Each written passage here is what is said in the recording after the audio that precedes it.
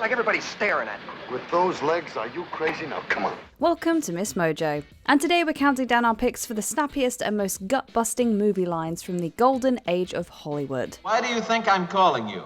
Just to say hello? Of course I like to speak to you. Of course I like to say hello. Number 10, I'm hysterical and I'm wet. The producers. May I speak to you? Yes, Prince Mishkin. What can we do for you? It's so tough to pick out the funniest quote from this classic Mel Brooks directed comedy, but you simply can't go wrong with this hilarious moment from Gene Wilder's Leo Bloom. You may even say, I'm hysterical! I'm having hysterics! I'm hysterical! As Bloom panics, his partner in crime, Bialystock, does everything he can to snap him back into shape. He splashes him with water, which, as you might expect, does not improve Leo's emotional state. I'm wet!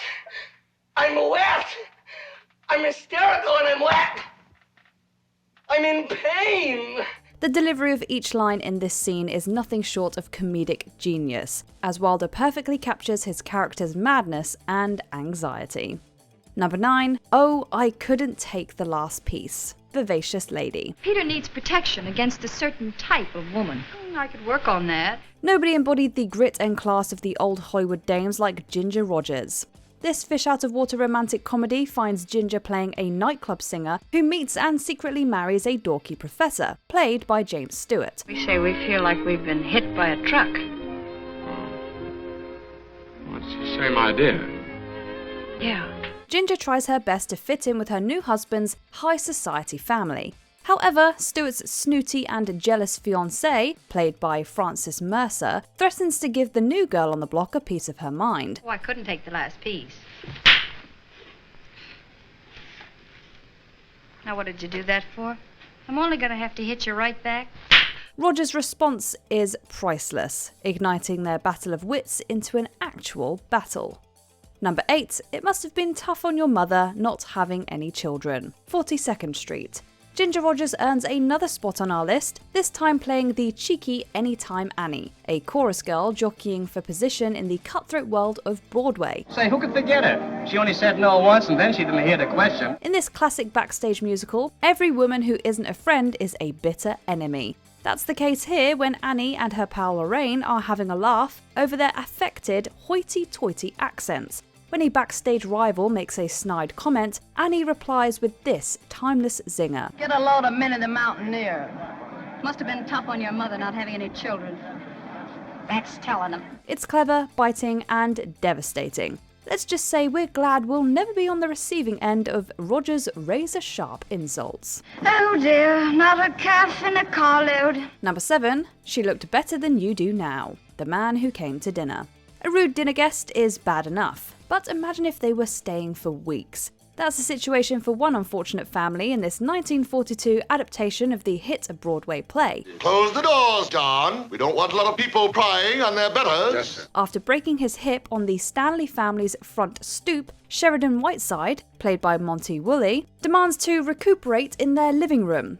Whiteside subjects them to the most venomous of wisecracks the Hays Code would allow. He's a very sensitive boy. You'll be kind to him, won't you? Confound it, June. When did you learn that I'm always kind and courteous? Bring this idiot in. He saves his best insults, or worst, depending on how you look at it, for his poor nurse, Miss Preen. When she chides him for eating candy, he launches into a drawn-out monologue about his great-aunt Jennifer, who ate a box of candy every day. She lived to be 102, and when she'd been dead 3 days, she looked better than you do now. Monty Woolley could have taught a masterclass on landing a punchline. Number 6, he didn't come anywhere near my tabloids. The Thin Man. It was spring in Venice. I was so young I didn't know what I was doing. We're all like that on my father's side. By the way, how is your father's side? Oh, it's much better, thanks. And yours? Say, how many drinks have you had? When they're not solving mysteries together, the super chic, wealthy Nick and Nora Charles are trading quips and downing martinis. On Christmas morning, as they unwrap presents and discuss their run-in with a gunman the night before, the subject turns to the press coverage of the event. Oh, I'm a hero. I was shot twice in the Tribune. I read where you were shot 5 times in the tabloids. It's not true. He didn't come anywhere near my tabloids. Let's just say it doesn't take a genius to understand the wordplay going on here. By 1934, the Hays Code prohibiting obscenity had taken effect in Hollywood, and writers had to find increasingly clever ways to say things without actually saying them. In a weird way, it sometimes made the dirty jokes feel even more scandalous. Is this true? I don't know. Well, then why are you saying it? It's the only way it makes sense. Number 5. Well, sometimes there's just no other possible explanation. Gentlemen prefer blondes. Pardon, please. Is this the way to Europe, France? To where? Not Europe, France, honey. France is in Europe. Well, who said it wasn't? Well, you wouldn't say, is this the way to North America, Mexico, would you? If that's where I wanted to go, I would. The dealer passes. Marilyn Monroe and Jane Russell star in this classic musical comedy as two single globe-trotting nightclub performers on a transatlantic cruise. As the slightly dim but good-hearted blonde Lorelei Lee, Monroe is fascinated by a rich woman's diamond tiara. Did you ever, anywhere, anything like it? Her friend Dorothy, a sassy brunette, is amused when Lorelei doesn't realise that tiaras are meant to be worn on your head, not around your neck.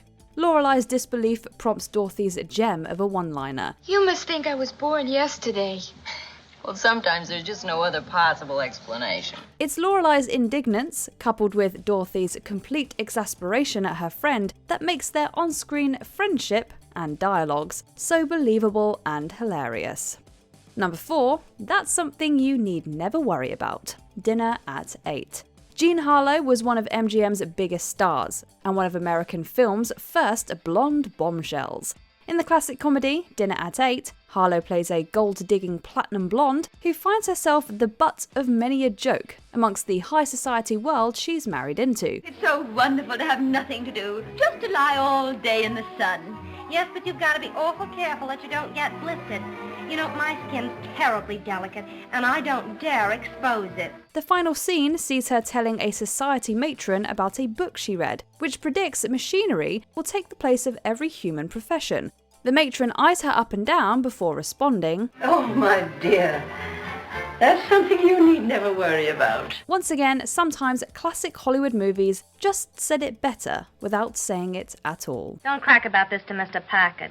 I want to spring it on him at the right time. Number 3, well, nobody's perfect. Some like it hot. Jerry, you can't be serious. Why not? He keeps marrying girls all the time.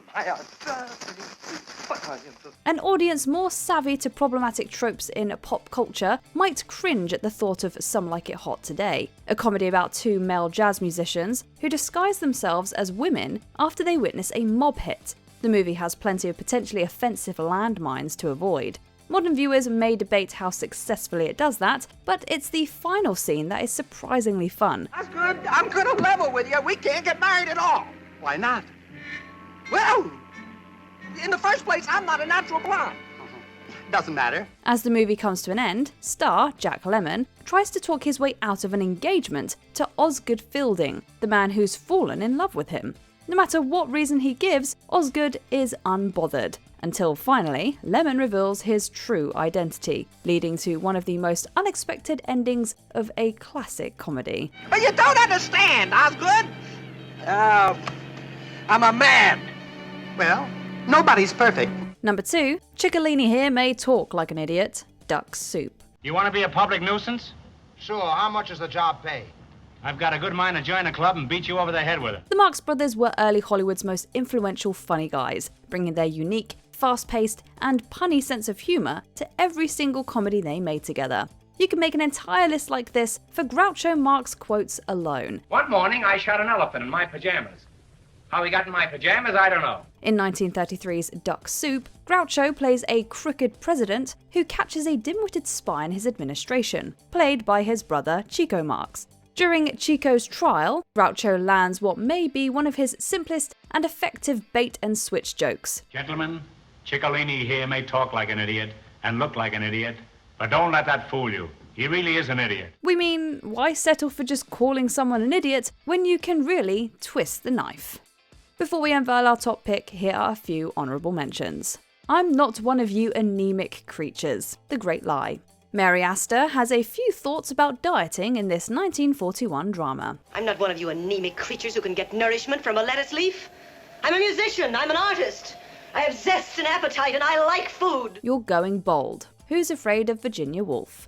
real-life married couple Elizabeth Taylor and Richard Burton tear each other apart. I've got more teeth than you have. 2 more. Oh, you're going bald. So are you. His grandfather was a snake. His girl Friday. Rosalind Russell has some choice words about Cary Grant's charm. He's not the man for you, I can see that, but I sort of like him. He's got a lot of charm. Well, he comes by it naturally. His grandfather was a snake. Before we continue, be sure to subscribe to our channel and ring the bell to get notified about our latest videos. You have the option to be notified for occasional videos or all of them. If you're on your phone, make sure you go into your settings and switch on notifications. Number 1. Gentlemen, you can't fight in here. This is the War Room. Dr. Strangelove, or How I Learned to Stop Worrying and Love the Bomb. Yes, it's about nuclear war, but it's also hilarious. I'm just calling up to tell you something terrible has happened. It's a friendly call. Of course it's a friendly call. Listen, if it wasn't friendly, you probably wouldn't have even got it. While the US president and his band of kooky politicians and war-hungry generals attempt to stop Armageddon, a fight breaks out between a general and an accused Russian spy. The president, played by comedic powerhouse Peter Sellers, breaks it up by shouting out one of the most ironic lines in film history. Gentlemen, you can't fight in here. This is the war room. In just one moment, master director Stanley Kubrick and his co-writers manage to find the irony in mutually assured destruction, pointing out the folly of the Cold War and the insanity that nuclear weapons represent. My conclusion was that this idea was not a practical deterrent, for reasons which at this moment must be all too obvious. What classic Hollywood quote still makes you laugh out loud? Drop your fave one-liner in the comments. You do wear it on your head. I just love finding new places to wear diamonds. Do you agree with our picks? Check out this other recent clip from MsMojo. And be sure to subscribe and ring the bell to be notified about our latest videos.